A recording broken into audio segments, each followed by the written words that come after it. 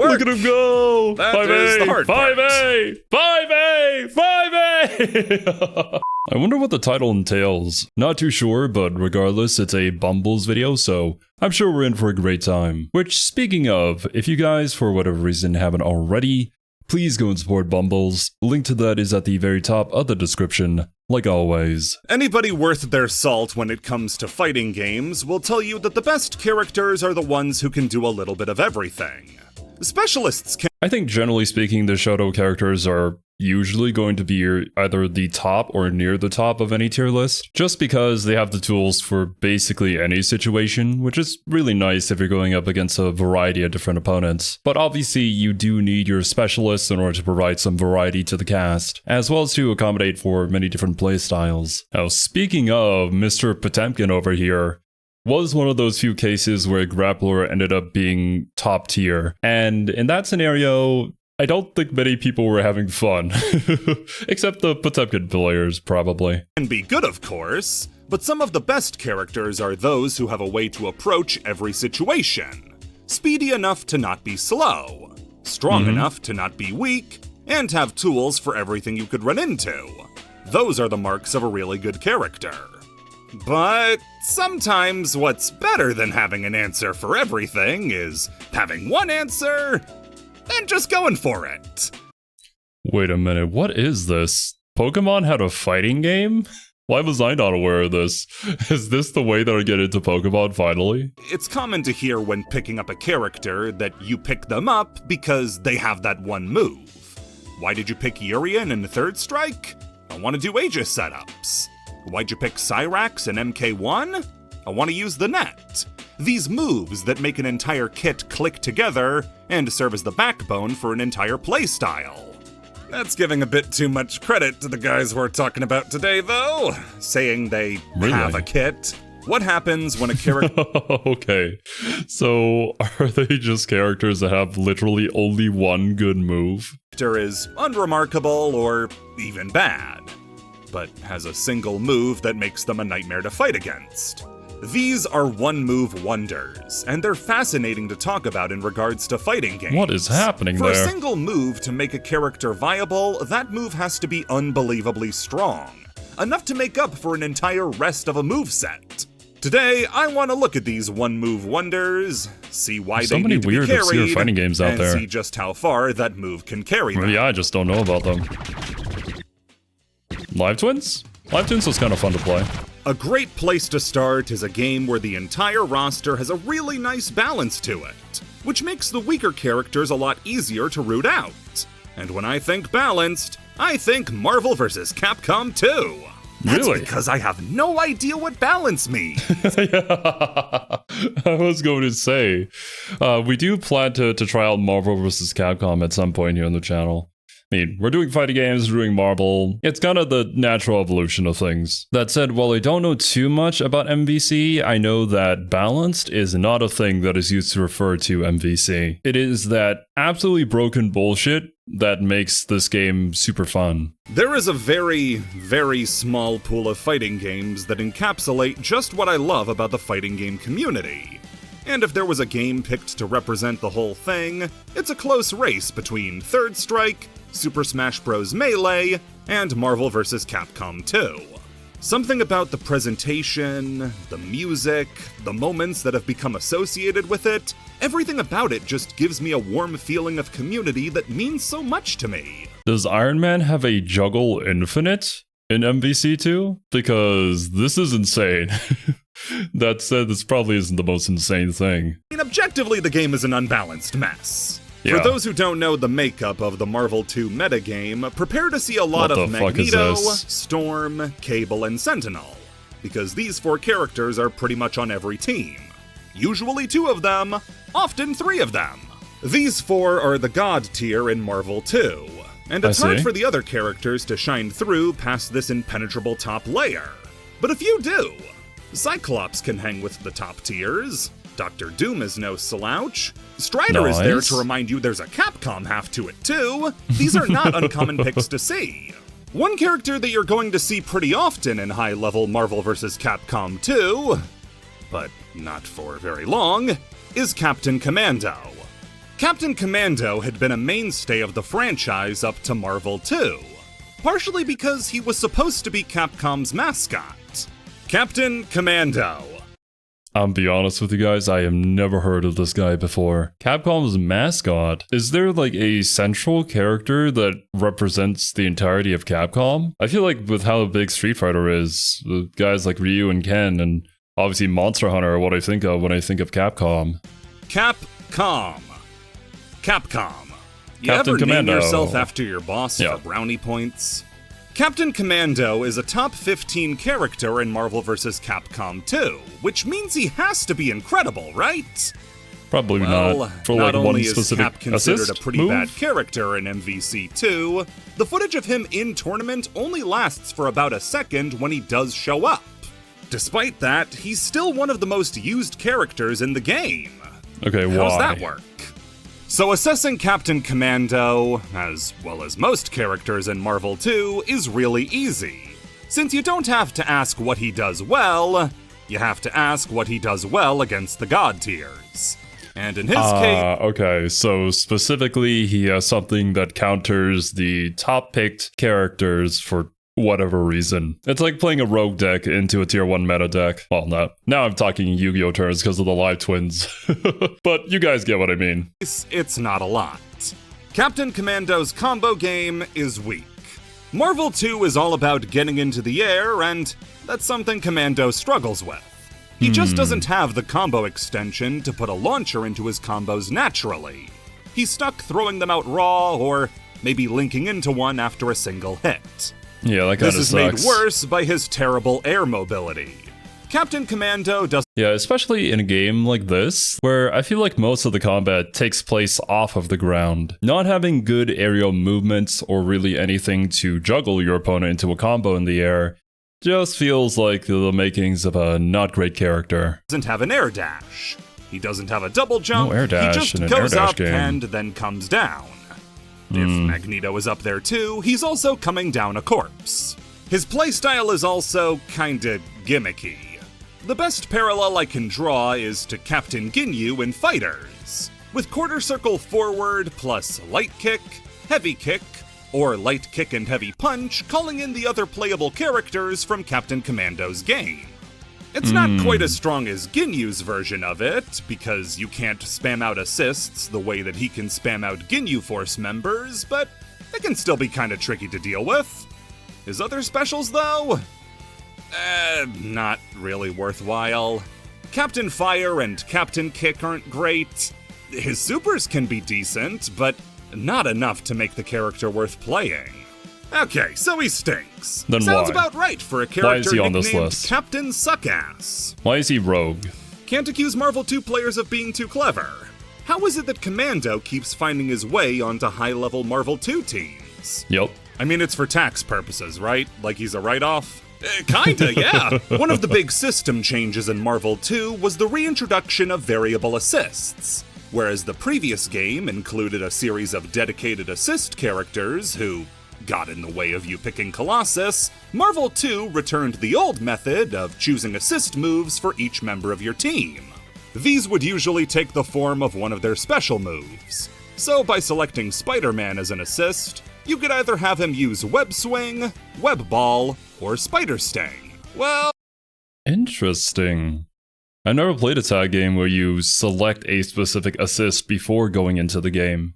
It's always been like, depending on the direction that you're pressing, whenever you hit the assist button, the assist comes out differently. And I believe for Marvel Tokon, they have the system where, depending on the direction that you're pressing, it calls in that specific character to do that specific assist, corresponding to the slot that they're in. I guess the way that MVC2 does it, though, makes it so that team building is a little bit easier. At least I would imagine so, considering, like, you know these specific assists do this, and when you want to continue a particular combo, that's when you can find somebody who has the corresponding assist that can help you do so. A lot of experimentation and labbing, obviously, and I'm sure this game has been pretty much figured out by now. But I could see the potential when this game initially released. Well, on Commando, one of the assists you can set is his beta assist, Captain Corridor. I didn't talk about Captain Corridor with the rest of his special moves because I thought it might be rude to make Captain Corridor breathe bitch air. Captain Corridor is Commando's final special move, and it's absolutely unbelievable. Commando slams the ground and creates a pillar of energy that stretches all the way to the top of the screen. So basically anybody trying to get into you from the air or on the ground is just going to get denied that. Really good controlling tool, especially in a game like this. Dealing loads of damage while making Commando totally invincible while performing it. Oh wait, he's invincible while doing it? It's legitimately one of the best special moves in the game because it does so much. It cuts off the screen thanks to its size and especially height. It's invincible, so if you catch the opponent out with a... Oh yeah, you could see the light flashing out from underneath there. So Storm couldn't get in on Sentinel because Captain Commando just coming in and slamming on the ground. Lengthy animation that's not invincible itself, you can tear into them from there. It deals great damage, which means you don't have to spend as much time comboing, which gives them less time to fight back. It's incredible! On Commando, it's the move that keeps him from bumming it at the bottom of the tier with Wolverine and Wolverine but Bone in it. But since it's one of his assist moves, now every team in the game gets access to it. Just one problem though, if you take the move, you gotta take Commando with it. And to do that, you basically sacrifice a character slot. For a team of 2 god tiers though, like Cable and Sentinel, the choice is all too simple. It. Yeah. And Commando is invited on the team. That's what I'm talking about when I say there's so little footage of competitive Commando that goes on for more than a second. He pops in for 1 second to use his assist, and then he hops leaves. back out. Yep. Captain Corridor is such an amazing move, it's worth as much as an entire character slot. There are no insane. Captain Commando players. People who pick him don't play Captain Commando. They use him because he is a tool, a means to an end. Oh, poor Captain Commando, man. Just straight up being called a tool. Really sucks, but like, I can't blame him, it's kind of accurate.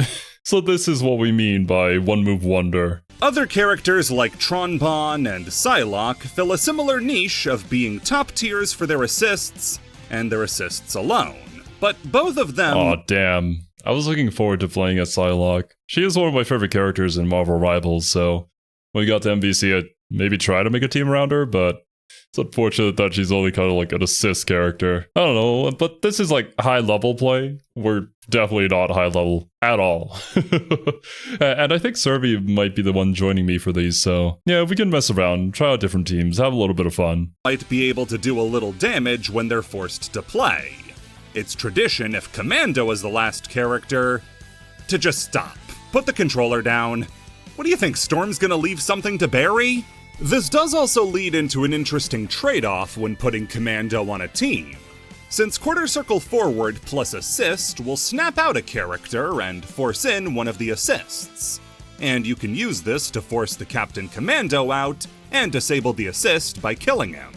This is not a niche pick. This is not people trying to make a low-tier character work in a high-tier environment. No, Captain Corridor is such a good move that you're willing to handicap yourself just to get it. There is a history of Captain Commando being used in high-level Marvel vs. Capcom 2. Ever since the early days, it's been understood that he is the best assist character in the game. If you have a competent enough team that can do everything on its own, just throw in Captain Commando. The legacy of this move even transcends Captain Commando himself, since he didn't make it back into Marvel vs. Capcom 3. A character who did make it in, though, was Dante. And for his A assist, he has Jam Session, a vertical full screen. Oh, hell yeah, dude. Oh, I'm so glad that we're playing DMC3 right now. Actually, I believe the next stream that I do will probably be the final one. But I do love Nevin as a weapon. It's not the greatest weapon in the game, especially considering that it really locks you into place. But jamming out on your guitar while fighting enemies is so fun. Green column that, while not invincible, does have a hitbox that covers Dante's entire body. And a super nasty amount of hit stun that leads to the one thing that Corridor didn't. Combos. Knowing a character as weak as Commando can fight alongside the best of the best really gives you hope. Build a team out of your favorites and take on the world. Come on, Dan, Roll, and Servbot. Show them what you're made. No! Oh! For our next character, we're looking for somebody who can stand on their own. This time, they'll actually be the one doing most of the fighting. The Muscle Grand Prix 2 discussions will continue until Blu-ray sales improve. Am I using this game as a means to get people to... Okay, I've seen this character before with the little pointy head.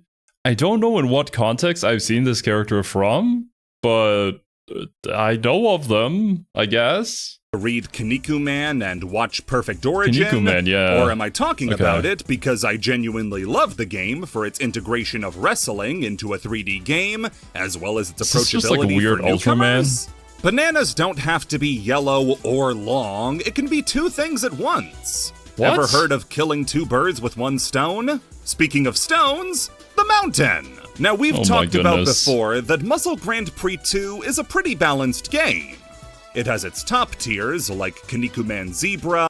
So this is what you guys meant when you said that Bumbles had some videos on weird and obscure fighting games that I should check out. I have never heard of this before. I've heard of the series name before, but never checked it out. Kinnikuman Super Phoenix and Akuma Shogun. It has its low tiers, like Scarface, Planet Man, and the Ninja, and everybody in between can get stuff done.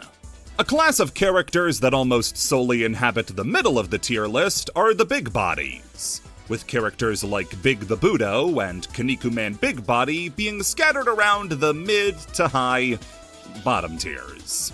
So the connection seems to be you're a low tier character if your name has the word big in it.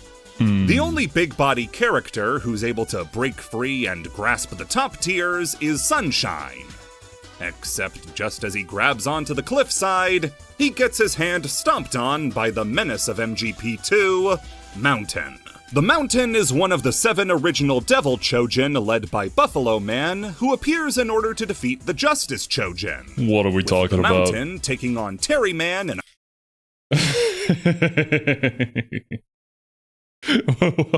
When people say anime is weird, this is what they mean. But no, genuinely, this is just so anime. So classic anime. A Grand Canyon Deathmatch. As far as movesets go, Mountain is up there with Kinnikuman Big Body, since Aki basically had to cobble together a moveset out of nothing for him. Mountain's move pool in the original series was mainly just tanking hits and crushing guys. His supers are falling on you, and super falling on you. There had to be some changes made. Mountain is not great. We've talked about a lot of the difficulties that big bodies can face in this game, and Mountain is no exception. Even having some unique problems that keep him low even for a big body. Unlike a Scarface or Big the Budo, Mountain's range is pathetically small.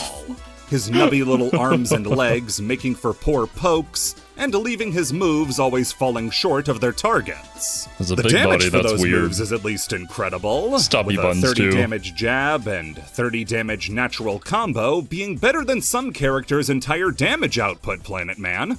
His terrible range extends to his grabs, with the range being so small that confirming into them off of stray hits that even do good stun is difficult, usually requiring a short dash, which gives the opponent a window to tech the throw and counterattack.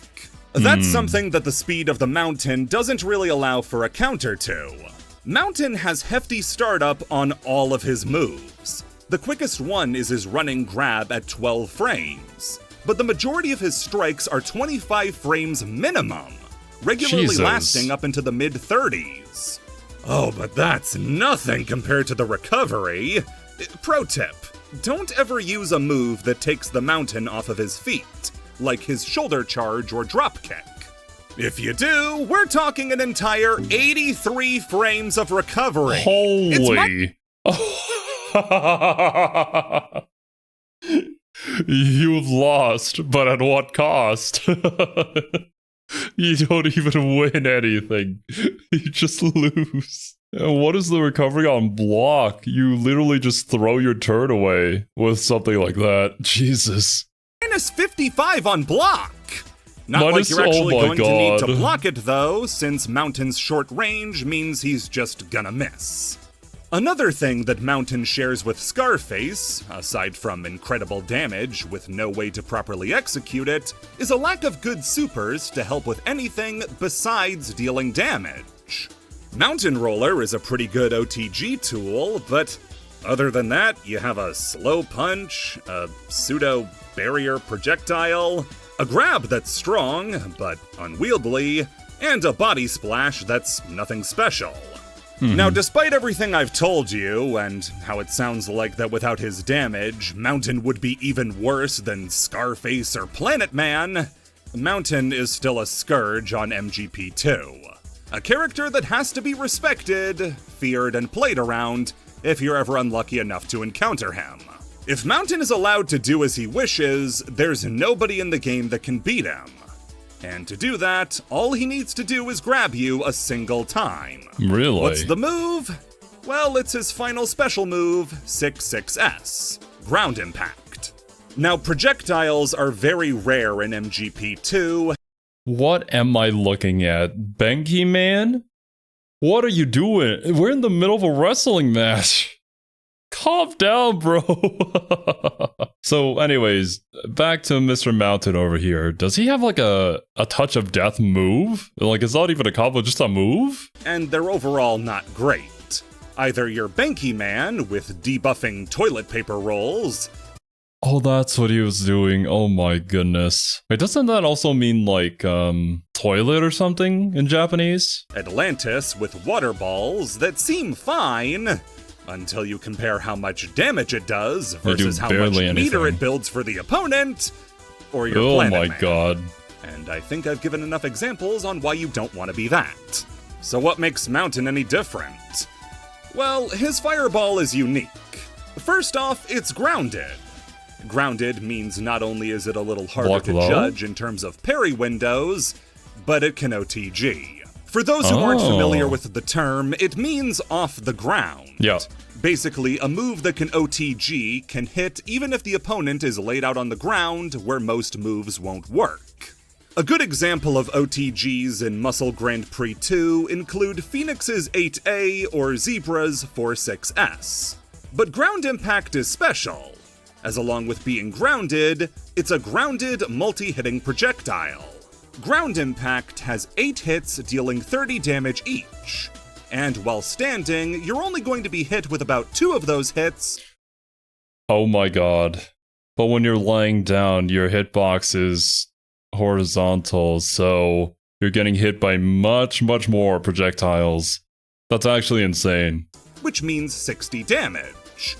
And OTG Ground Impact hits 5 times, meaning 150 damage. Holy fuck. That's a lot! On par with most of Mountain's other supers, with the trade-off being those suck. Okay, so Mountain has one good special move. How's that so bad? Well, the most dangerous part of the move is that it has the same amount of active frames as it does recovery frames. Meaning that while the opponent is stuck in hit stun, Mountain can launch out a second Ground Impact. How do we? Oh my goodness. Oh, holy good god.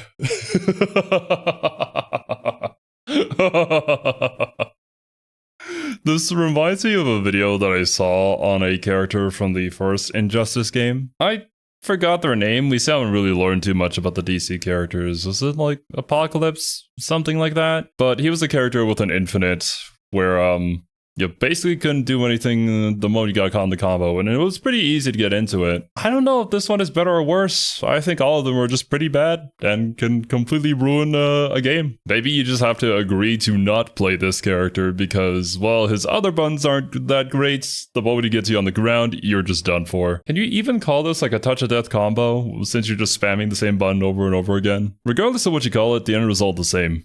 You just die. Which can lead to a third Ground Impact, which can lead to a fourth Ground Impact. which for the numerically inclined cashes out to around 600 damage if everything goes off perfectly for 8 bars of super. That's not counting the strikes or throw that the Mountain is using to get you on the ground, or his other OTG options like 2A or Ashi Kazuchi, meaning that off of a single throw, the Mountain can deal upwards of 700 damage. Jesus. With the standard health being around 1000, that means Mountain only has to deal another 300 to put down a majority of the roster. He's also able to easily set up for this instant kill off of a teched grab, since a 6A grab is about the closest thing he's got to a combo, which, would you look at that, deals 240 damage, bringing the threshold of damage needed to about 60. Aki opened their third eye and played 4D chess by making the Mountain's best combo starter the opponent failing to lift him. Do you think we can retroactively give them more money for being that clever? This setup is infamous in MGP too. Anybody caught by the Mountain just had to hope he either hadn't dealt enough damage to finish them off, or wasn't going to deal enough damage. Other than that, you were going to lose. Yeah. Mountain is a character who punished sloppy or unserious play with instant losses.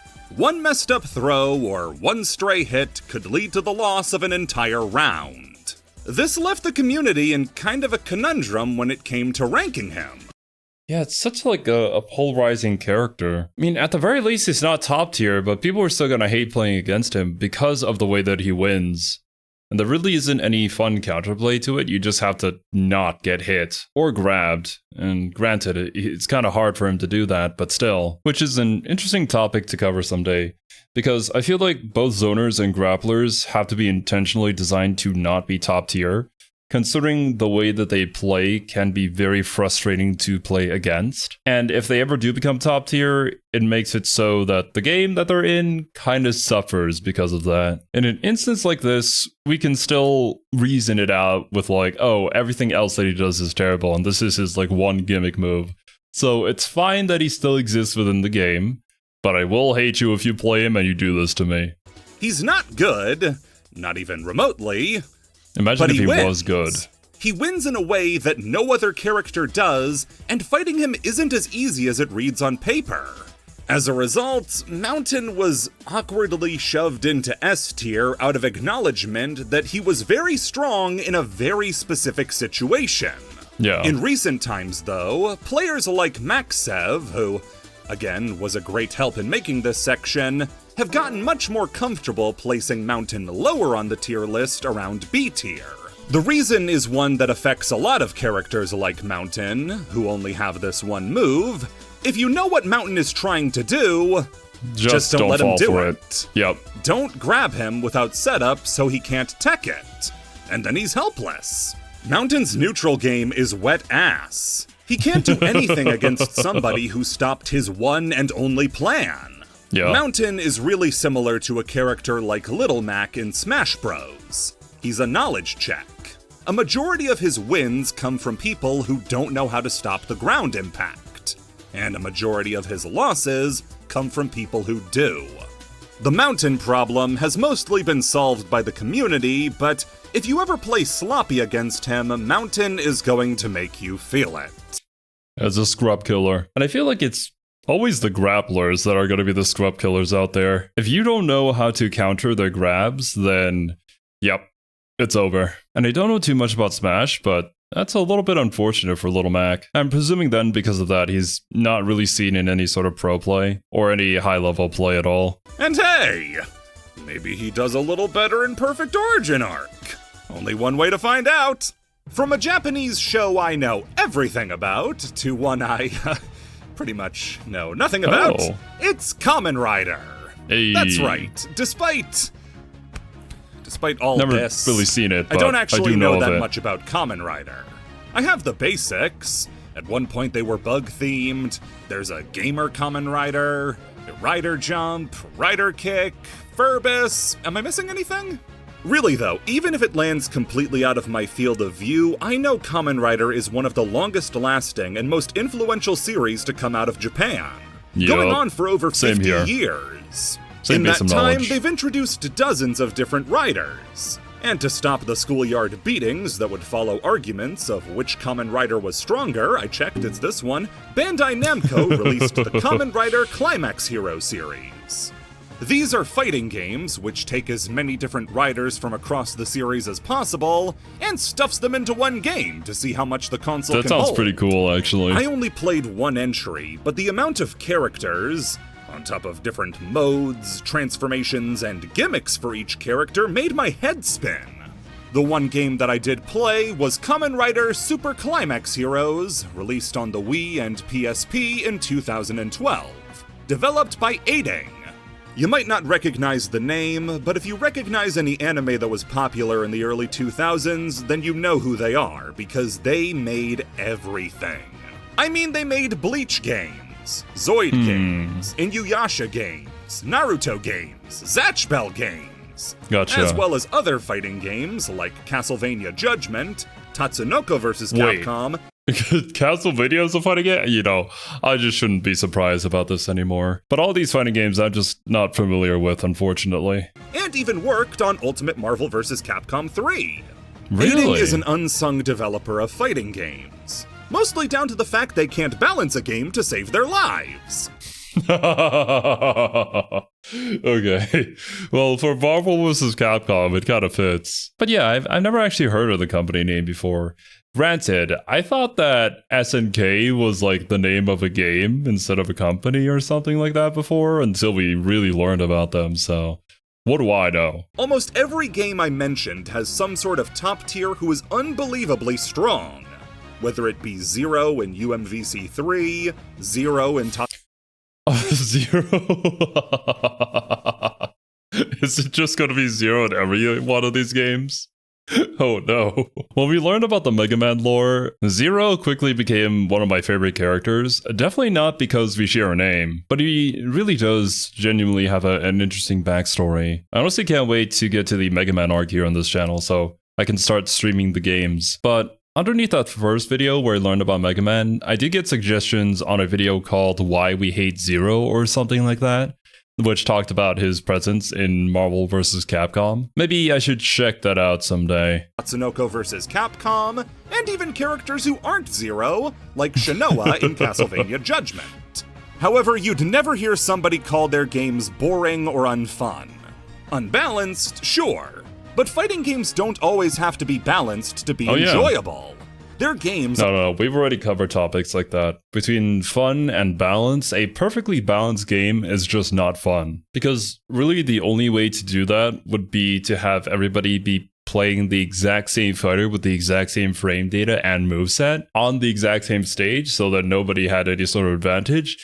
That is, No. There ain't anything cool about that. Are always a sight to behold, and Super Climax Heroes is no different. It is one of the most absurd fighting games I've ever seen. Every character has a system tied to them that most other fighting games would build around. And sometimes a character gets multiple if they have different forms. This is incredible for representing the variety that makes the series as beloved as it is. And to make up for the complexities found in each character's gimmick, they made the actual fighting extremely simple, with the most you have to worry about being a Roman cancel. This definitely won't be the last time you see this game from me, RCing in this game? I'm still trying to figure out what a Kamen Rider double Luna trigger is, but it looks illegal. The character we're going to be looking at, though, is my favorite Kamen Rider. I know I said I don't know anything about the series, but what's there to know about a detective Kamen Rider who's also a skeleton with a gun, scarf, and fedora? Kamen Rider Skull. Skull is actually from the same series as Luna Trigger, Kamen Rider Double. The Kamen Rider of that series is actually two guys, and one of them has a mentor named Narumi Sokichi, a hard-boiled detective who got the belt and memory core required to become Kamen Rider Skull, along with getting a gun called the Skull Magnum and a motorcycle called the Skull Boilder. I won't say much else for the sake of spoilers, but to fast forward a bit, his ultimate attack is sternly telling the opponent that they're f***ed before rider kicking a death ball in the shape of a skull at the opponent while aggressive guitar chords play. How the hell am I supposed to be excited for Kamen Rider Wizard after seeing this? Yeah. Now, Skull isn't exactly a no-hoper like Mountain or Commando, but there's not a single person who plays this game that wouldn't tell you Skull doesn't live and die by a single move. It is hilarious how every single time he does that move, the game just kinda has to pause and then like zoom in when he tips his fedora. So every character in the game has a unique button called a rider art. Pressing left trigger will give your rider something unique to do, either interacting with their gimmick or performing a special move. For example, Kamen Rider Black RX has the Finisher State, a special mode that will buff the next super move you use, on top of pausing the fight so the narrator can describe the attack like in the show. Kamen Rider the Bee gets a duck and dodge that lets him get to the other side of an opponent for mix-ups, while Kamen Rider Saga gets a super jump that lets him skip neutral. All three of these are shared with other riders, but there are unique ones, one of which belonging to our friend Skull. For Skull's rider art, he'll dash backwards and fire off a shot. This shot then triggers a 5-second long unskippable cutscene of the opponent crumbling to the ground before blowing up, taking a fifth of their health along with it. We're starting to get a little extreme with how good these moves are allowed to be. This rider art is absurdly easy to land in every situation. Up close, the thing's startup is practically nothing. You just have to throw it out while the opponent is standing and you'll be set. And it's so fast, they have no way to respond. That's it's insane, also an man. incredible tool at threatening wake-ups. Delaying the move until the wake-up animation has already started is a great way to keep the opponent at a distance and on the floor. At that distance, still great, as at a moment's notice, any attempt at approaching Skull results in you losing 20% of your health. If you think dodging it is feasible, it's not, because the move is also extremely easy to combo into. 2HH, 6HHH, and the dash attack all combo perfectly into your rider art. Interesting, yeah. It seems to put the opponent in a crumple state, so they could still be hit by any move. And this move comes out super quickly afterwards, which you can probably cancel it into. I don't know about you guys, but if I was the opponent, I'd be a little bit infuriated by this. Knowing that the moment he has any meter and it goes into this combo, then I'm pretty much done for. Which guarantees the damage on top of whatever you're getting from the combo itself. Okay, but there's the meter cost. Skull spends a fourth of his meter every time he uses the rider art, so he can't afford to spam it. How fast is he meter actually build? set aside a high-yield mutual fund to afford spamming it. Characters in Super Climax Hero come in a few different variant classes that give them different universal mechanics. And Skull is an assault character. Assault-type characters have something called an instant charge, where by pressing the special button after the end of a combo, they just get like meter? 2LHH, they'll get back a fourth of their meter instantly. What the heck? That's exactly as much as Skull needs to do another rider art, on top of the super that he gets from doing the combo in the first place. However, So it's just infinitely spamming this, essentially. That is insane. He really did mean it when he said that, like, these games are not balanced. What was the company's name again? Aiding? Yeah, they're just here to make games fun, I guess. Although, I'm sure people played this game for money at some point. landing a combo requires landing a move. Why not simplify the process even further? Remember that Roman cancel I mentioned before? Yeah. Well, it has a really funny interaction with the rider art. Pressing the right trigger right before the left trigger lets you cancel any move into rider art.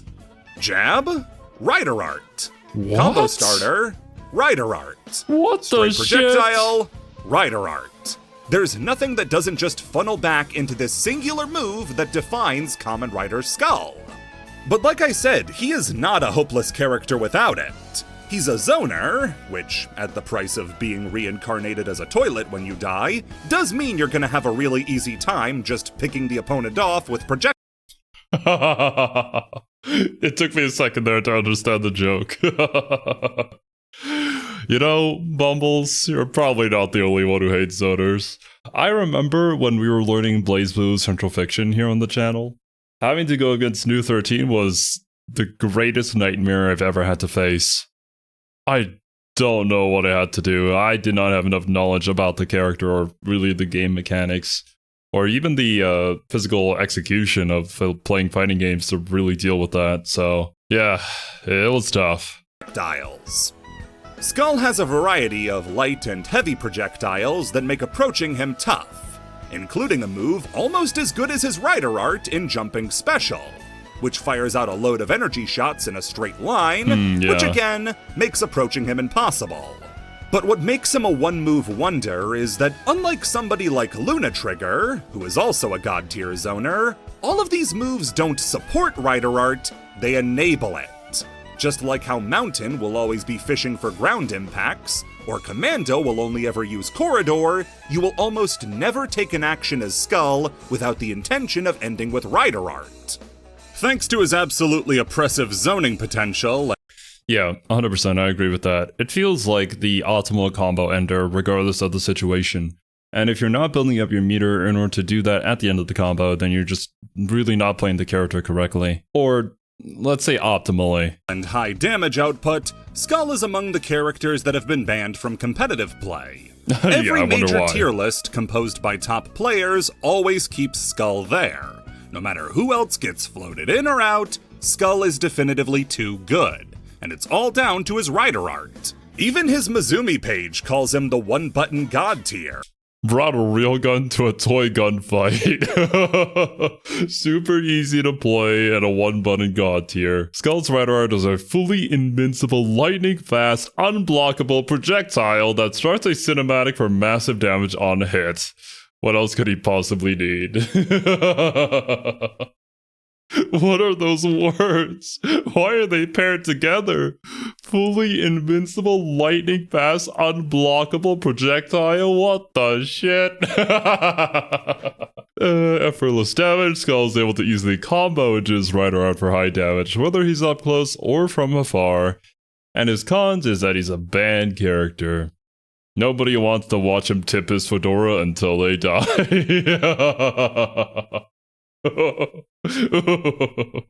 I'm glad that this game exists and this character is in it. I'm glad that I'm also not playing against him. This is a power reserved for characters who sold movie tickets just by telling people he was in the movie. Our final character yet again pushes the boundaries of what can be called a one-move wonder. Because when you hear SNK boss, you don't think carried by one move. Yeah. SNK bosses are a different breed of evil. SNK boss syndrome is a thing for a reason, and I dread the day when I have to face it myself. Any argument about the merits of arcade game design and how it pushes you to perfect a game do not apply to these guys! They are bullies who might as well insert the quarters for you for how frustrating it is to lose to them. Sure, their bosses have super strong moves, and I won't blame anybody for thinking guys like Rugal or Genitz only had Genocide Cutter or Yonokaze, but they're all incredibly strong characters without their killer moves. Yep. There's one SNK boss, though, that doesn't quite fit the mold of total dominance. Really? Except for one move that's doing all the work for him. Orochi? It's not Mukai from KOF 2003, it's not pre-patch Otomoraga from KOF 15, it's not even Orochi from KOF 97. Oh, okay. Most people's pick for the easiest SNK boss. The boss I'm talking about doesn't even come from a game you're likely to be familiar with. Art of Fighting is a fighting game franchise, and even that's pushing how much people know about it. If you ask people to name— Well, actually, I heard recently that there were rumors that Art of Fighting would return, because I believe during the latest EVO in EVO 2025, there was announcements for like an Art of Fighting, a prize pool, something like that. So I think we're getting some more of that potentially in the future. An SNK fighting franchise, most of them are going to give you Capcom vs SNK, but they'll also throw out KOF, Fatal Fury, maybe Samurai Showdown. Hey, but as far as fighting game franchises go, Art of Fighting is always left in the dust, which I don't think is very fair. Art of Fighting tried a lot of unique stuff that made for a very thoughtful type of game. Well, I feel like that's SNK in general, where it definitely feels like with every single game, new IP that they create, Even within the same series, they still experiment with new things, new ideas, try and innovate upon the previous entry in the series. That's how we got some smash hits and others that were not so great. But with the good comes the bad. That's just how it goes. Super Meter be a push and pull mechanic thanks to debuffing taunts being a great example of that sort of thoughtfulness.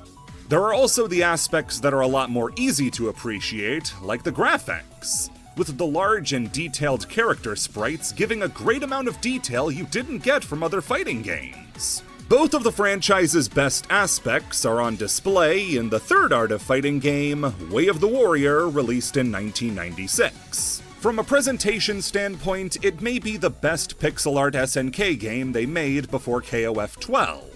With every sprite getting an extra dose of fluidity thanks to the rotoscoping done to capture these amazing movements. Oh, cool. Backgrounds also stand out as some of the best SNK stages ever.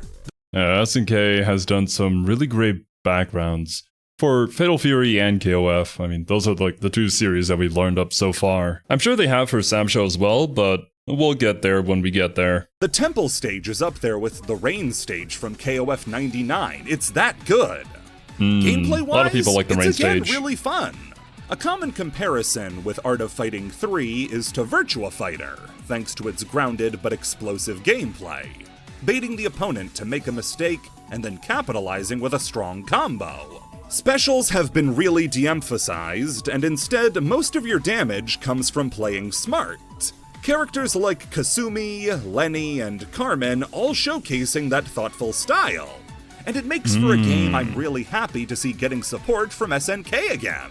$1 million prize pool. Okay, we're getting... Hey, yeah, I was just talking about that. There is a part of me that enjoys like the anime fighters with really long combos.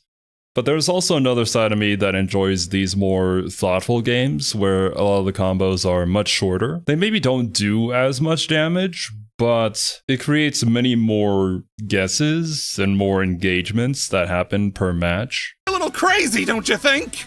But what if that brain of yours was just a burden? What if thought was just something you were using to remember which shoe goes on which foot? What if you'd rather die than learn emotion input? Well, Art of Fighting 3 has the answer, and its name is Wyler. Wyler is the game's final boss, the son of a scientist who was working on an elixir to grant limitless strength. But after the other scientist who was working on it, Dr. Lawrence, left and took his half of the formula, Wyler's dad became destitute and eventually died penniless, which drove Wyler to kidnap Lawrence's daughter Freya and get back the other half of the formula. Bruh. After drinking it, he hulks out into his buff form for the final fight of arcade mode. Wyler isn't the toughest SNK boss. I know, a lot of good it is to get stabbed by the 20th sharpest knife, but compared to some of the worst cases of SNK boss syndrome, he's perfectly manageable. Also, unlike a lot of SNK bosses, he's selectable as a playable character. And it's here where Wyler gets really dangerous. Now, Wyler has a few unique traits as a boss character that help him out a lot. For instance, he can't be grabbed. He has the fastest recharge time on his special meter, and he's got a flat 8th damage reduction against every move in the game. These are all great, but they come with downsides. Wyler has no low attacks, no kicks, no crouching moves. He's so big that he can't not hit overhead. Wyler is also paradoxically the lightest character in the game. Meaning juggling him is easy thanks to his huge hitbox and low weight. And most of his moves are pretty weak and slow. But there is one move that makes Wyler ban-worthy in competitive AOF 3. Is it his specials, like Blackout and Red Shoulder? Is it just like a jab? No. Is it his desperation move? No, Wyler doesn't have one. Well, if it's not his specials, and I bet you it's just a desperation, and most of his moves aren't very good, what is it? Well, it's 5A. There you go. Tell me, what is the frame data on this 5A? It's gotta be insane. That is just Wyler's normal, unmodified standing jab. And you're right. Wyler has maybe the strongest jab in fighting games, with it being the move that actually makes him feel like a boss character. So, how does it work? That is the hard part. Because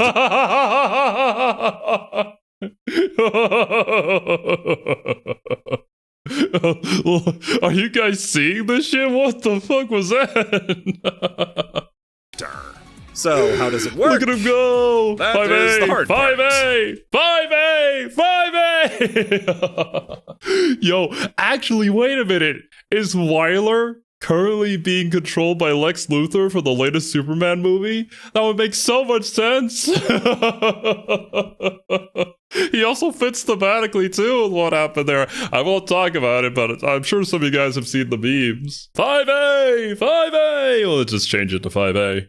Works out. Because describing why the jab is so good is as easy as showing it. Look at that, pressing the button over and over again shit. and they're already dead. Wyler's jab has a disgusting amount of damage tied to it. Double the game-wide average at about 250 to everybody else's 125. Why does it come out so quickly? The range is enormous thanks to Wyler's size, and it's got the extremely annoying property of linking off itself infinitely as long as the opponent is within range. That means if you get too close to Wyler, you just lose half your health to an unrespondable chain that they're not going to drop unless they forget where the light attack button is. The move also only has a hitbox, but no hurt box, which means that trying to counter-hit Wyler is extremely difficult. But also means the jab itself is a great counter tool for somebody not spacing properly and getting frustrated about how they can't hit Wyler. Playing Wyler might be the most brain dead that you'll ever feel while playing a fighting game.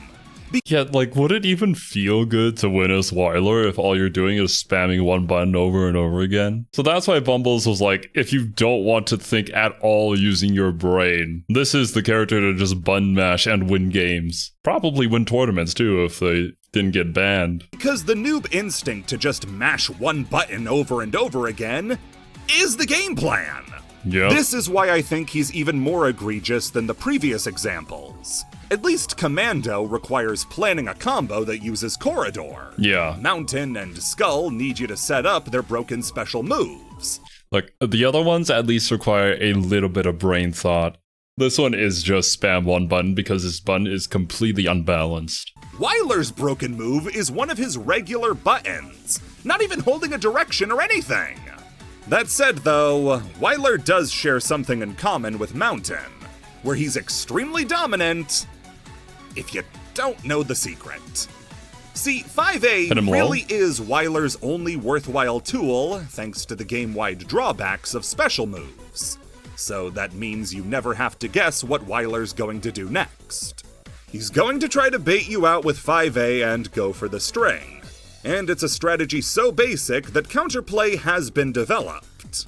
Wyler's Mizumi page lists every character's counter for 5A in the 5A entry, along with listing more List of moves that can deal with 5A chains. Thank goodness for this wiki. What do they call it, a Mizumi page? I'm only familiar with Dustloop because we've mostly been focusing on Arxis games, but KOF 15 also has its own wiki page. I forget what it's called, like Dream Cancel or something. And holy shit, it only has 4 startup frames? No wonder why it was going so fast. Also, it looks like for most characters, doing a jumping attack into the 5A string is fine. General weaknesses like the 24 recovery frames and the move being -11 on hit and -16 on block. Blocking the 5A string leaves Wyler wide open to a punish, and jumping in on a whiffed one is a great way to get past him. If this makes it sound easy to counter Wyler, trust me, he'll still tear you apart at the slightest mistake. If you make one mistake, With all the counterplay for every character discovered, except for Carmen, you might ask why Wyler is banned from a lot of tournaments. And it's interesting, he's not banned for being too good. Characters like Lenny and Kasumi are better. Direct Wyler counters. Wyler is banned because he's so goddamn boring and... Yes, okay. That is perfectly fair. If people are going to watch a tournament of a fighting game, they want to see exciting stuff happen. Actual skill, you know? If Wyler's best move is spamming one button, I don't think that's going to be exciting at all for anybody, and I don't think anybody would care for such a player. Claim that he's a detriment to the health of the community. Yeah. If Weiler is allowed in the game becomes how do you counter Weiler, which is not just unfun, but also drags down the player IQ of the whole scene by making the most important matchup so simple. Weiler might as well be cashing checks from Capcom for how much of a deterrent he is. A character so simple, he's banned just to try to make the game more interesting. If that doesn't make it the strongest poke in fighting games, I don't know what does. Right, dudes. That was an insane list, but I'm really glad that I checked it out because I had no idea at all about the Kamen Rider game, and now I'm actually kind of intrigued by it, not gonna lie. I might switch up and watch some matches later on. But yeah, that's gonna do it for me today. Thank you guys so much for watching. Hope you guys enjoyed, and I'll catch you in the next one.